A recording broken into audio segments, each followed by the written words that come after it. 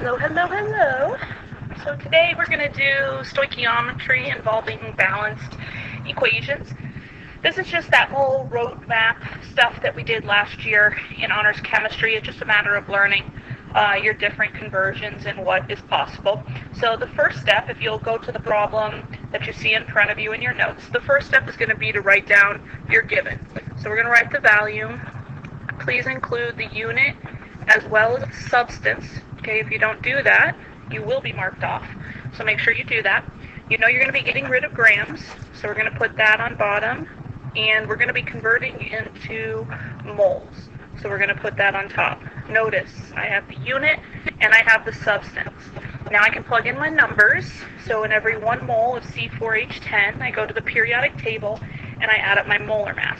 Remember, the molar masses should be to 1 decimal place. So add them up to 1 decimal place. In this case, that would give 58.0. The next thing you're going to do is make another conversion factor because we have gotten rid of these grams here.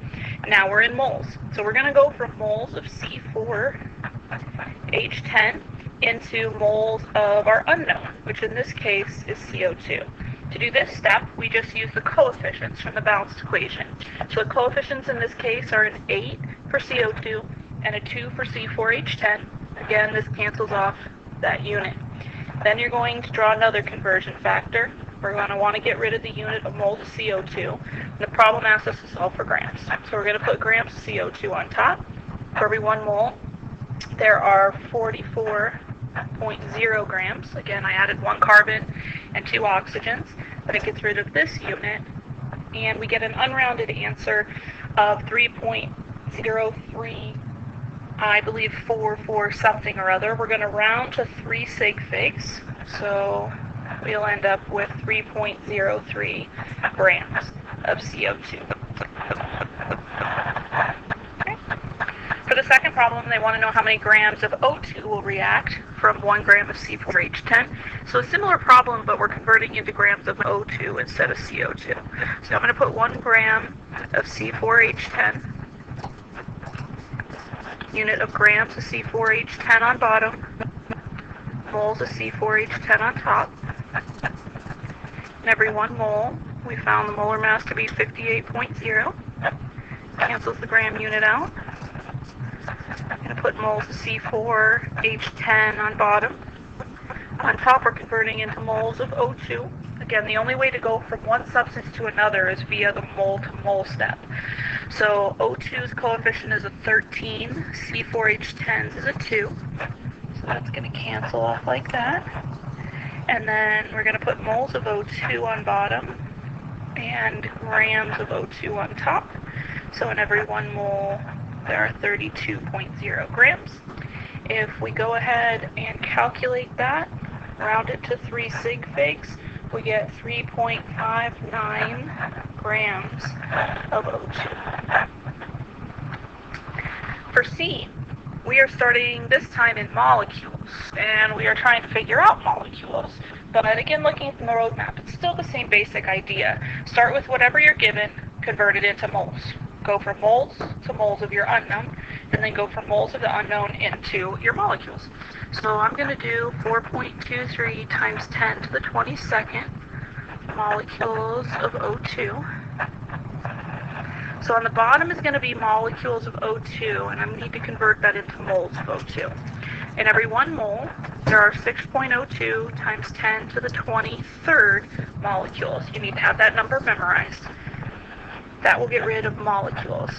Then we're going to put moles of O2 on bottom and moles of what we're trying to convert into on top, which would be H2O. Looking back at our balanced equation, we see that we have a coefficient of a 10 for H2O and a coefficient of 13 for O2. So that cancels out like this. Then I'm going to put moles of H2O on bottom, and I'm converting into molecules of H2O. So I'm going to do 6.02 times 10 to the 23rd, and every 1 mole cancels out moles. And if I plug all of that into my calculator, I will end up with, to 3 sig figs, 3.25 times 10 to the 22nd molecules of H2O. All right, for D, how many grams of C4H10 are reacted if 4.59 grams of CO2 are produced? So we're going to start with our given, 4.59 grams. Oops. 4.59 grams. See, now I'm messing up. You're going to laugh at me. Alright, so I'm going to put grams of CO2 on bottom, moles of CO2 on top. For every 1 mole, there are 44.0 grams. Then I'm going to go from moles of CO2 into moles of C4H10. CO2 had a coefficient of 8. C4H10 had a coefficient of 2. Oops, forgot to cancel that. And I'm going to put moles of C4H10 on bottom, and I'm converting into grams of C4H10. So in every 1 mole, 58.0 grams. I'm going to round to 3 sig figs, so I get an answer of 1.51 grams C4H10. And the last one involves liters. We're starting with grams this time, so 3.78 grams of O2. Put grams of O2 on bottom and moles of O2 on top.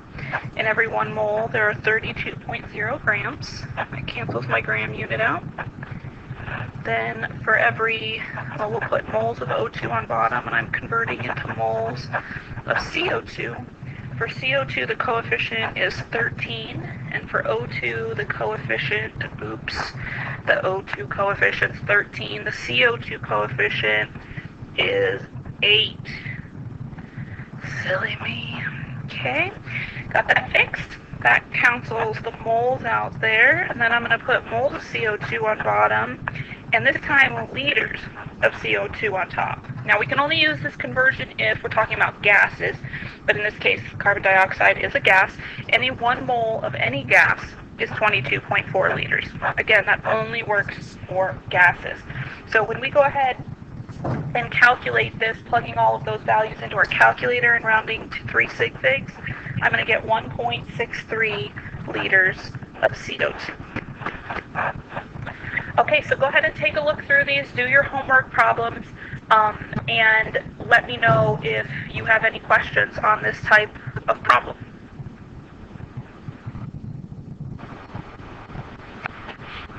Okay, so now we are going to do limiting reactants problems. Hopefully I can manage this one without my silly little mistakes.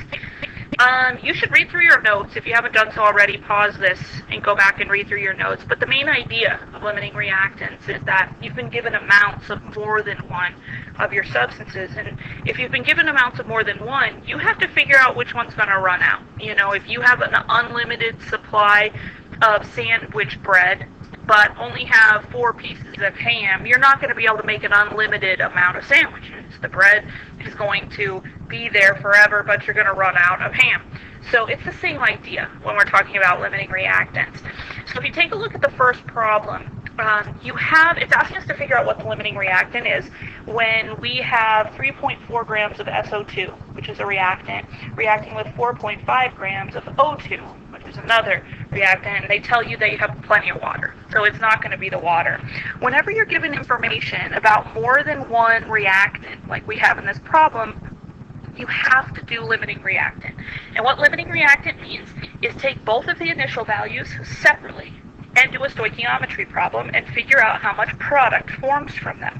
In this case, it doesn't matter what product we calculate. We only have one substance as a product, so we're going to calculate it and turn it into H2SO4. But if there was more than one substance, it really doesn't matter which one you pick.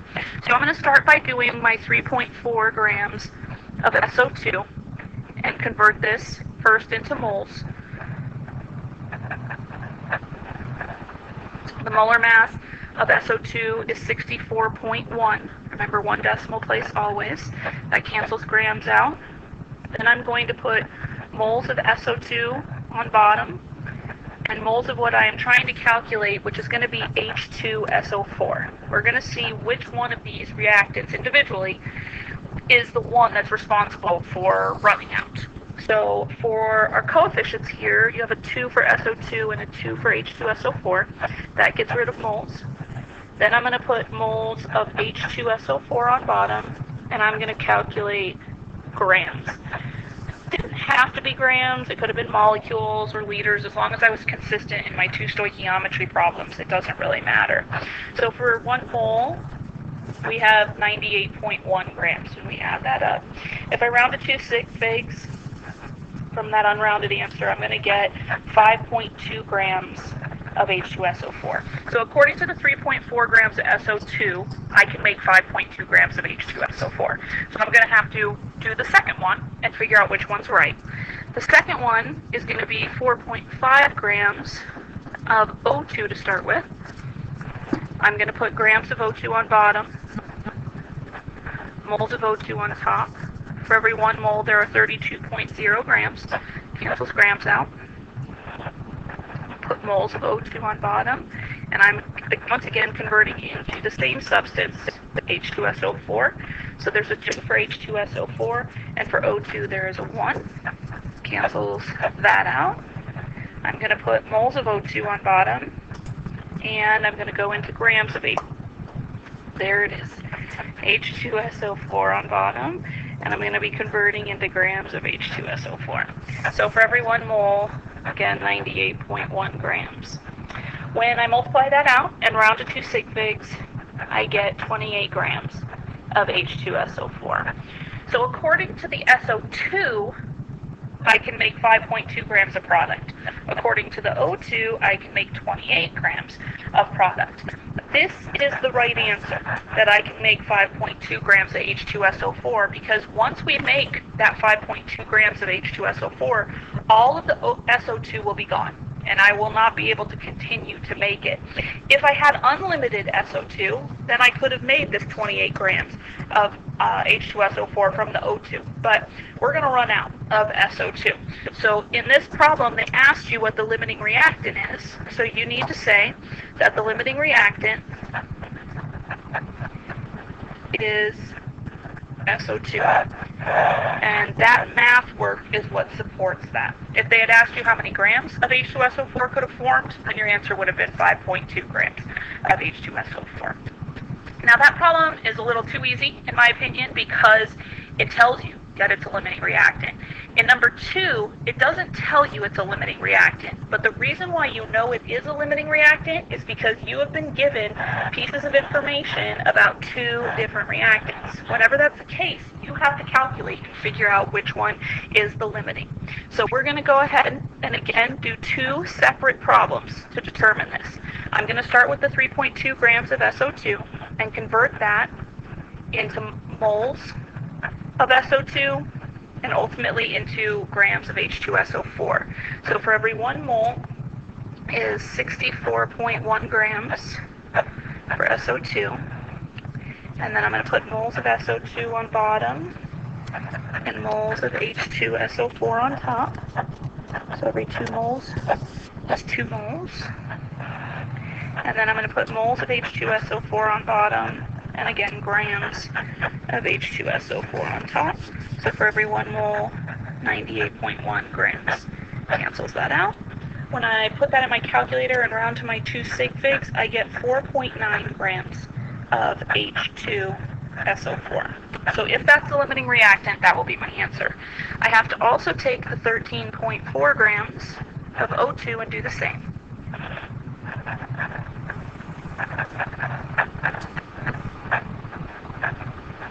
Just doing my regular old stoichiometry here. Going into H2SO4, which is the same as the last problem I was doing, but that's good. I need a consistent item for us to look at here, and that's going to be grams of H2SO4. So for every 1 mole, 98.1 grams. Cancels. When you plug that in your calculator, you find that this reactant can yield 82.2 grams of H2SO4. So there's no way we're ever going to make 82.2 grams of H2SO4 with this combination, because it will make 4.9 grams and then run out of SO2.